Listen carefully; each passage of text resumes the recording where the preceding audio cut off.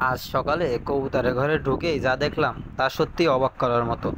পানির পাত্রের ভেতরে হাবুডুবু খাচ্ছে একটি ইঁদুর। হয়তো খাবার বা পানি খুঁজতে এসে ফেসে গেছে। এই দৃশ্যটি আমাকে আবার মনে করিয়ে দিল কবুতর পালনের জন্য ইঁদুর কত বড় শত্রু। ইঁদুর শুধু খাবার নষ্ট করে না, তারা কবুতরের ডিম, বাচ্চা, এমনকি বড় কবুতরকেও ক্ষতিগ্রস্ত করে। রাতে ঘুমন্ত কবুতরের পালক কামড়ে দেয়, ফলে কবুতর উঠতে পারে না, দুর্বল হয়ে পড়ে, এমনকি মারা যায়। তাদের শরীরে অনেক ধরনের জীবাণু থাকে। এগুলো খাবার বা পানির পাত্রে মিশে গেলে কবুতর অসুস্থ হয়ে পড়ে। ইঁদুর একবার কবুতরের ঘরে পথ চিনে গেলে তাহলে বারবার ফিরে আসে, এমনকি বাসা বানানোর জন্য তারা খড় ও পালক নিয়ে যায়। ফলাফল, কবুতরের সংখ্যা ধীরে ধীরে কমতে থাকে। এবার প্রশ্ন থাকতে পারে, তাহলে এ থেকে বাঁচার জন্য প্রতিকার কী?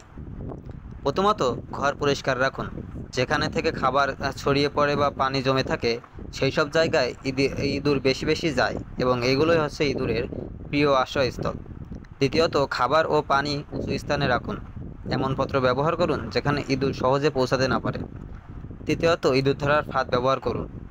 ফাঁদে চীনাবাদাম বা শুকনো মাছ দিলে ইঁদুর লোভে ফাঁদে পড়ে ইঁদুর দমন করতে আপনি সক্ষম হবেন। সেক্ষেত্রে ইঁদুর আপনার ঘরের আশেপাশে যেতে ভয় পাবে। ইঁদুর মারার জন্য যদি বিষ ব্যবহার করেন, তো ব্যবহার করার সময় খুবই সতর্ক থাকতে হবে, যাতে কবুতরের ক্ষতি না হয়। চতুর্থত, ঘরের ফাঁক ফোকরে বন্ধ করুন।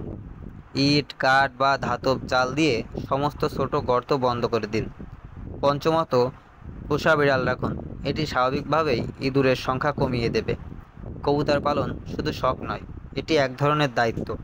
আজ সকালে পানির পথে ডুবে থাকা ইঁদুর আমাকে আবার মনে করিয়ে দিল, যত্ন আর সতর্কতাই কবুতরের সুরক্ষার প্রথম ধাপ।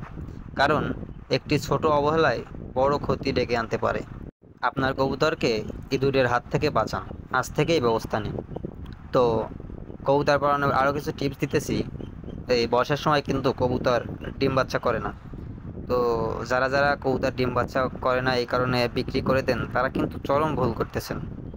আপনারা কবুতর বিক্রি করে না দিয়ে এই কবুতরগুলোকে এখন যত্ন করে রাখুন, কারণ আপনার বাসার বেস্ট কবুতরগুলো যদি বিক্রি করে দেন, পরবর্তীতে আপনিই পস্তাবেন।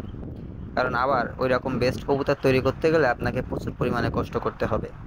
এটা হচ্ছে কবুতরের মোল্টিং সিজন। এই সিজনে কবুতর ডিম বাচ্চা করে না। তো ধৈর্য রাখুন এবং কবুতরের প্রতি সদয় হন এবং কবুতরের যত্ন নেওয়া বাড়িয়ে দিন। তাহলে দেখবেন বর্ষা চলে গেলে, মোল্টিং সিজন শেষ হয়ে গেলে কবুতরকে এই বর্ষার ভিতরে কৃমি কোর্স করাবেন আর ভিটামিন কোর্স করাবেন, তাহলে কবুতর ফিট থাকবে। আর এই বর্ষার ভিতরেই কিন্তু কবুতরের বেশিরভাগ রোগ জীবাণু দেখা দেয়। তো এই দিকটা আপনারা সতর্ক থাকবেন। তো আজকের ভিডিওটি এ পর্যন্তই। ভিডিওটি ভালো লাগলে অবশ্যই আমাদের চ্যানেলটি সাবস্ক্রাইব করবেন। আর নিত্য নতুন আরও এই ধরনের ভিডিও পেতে হলে অবশ্যই কমেন্ট করবেন। সবাই ভালো থাকবেন, সুস্থ থাকবেন। আল্লাহ হাফেজ।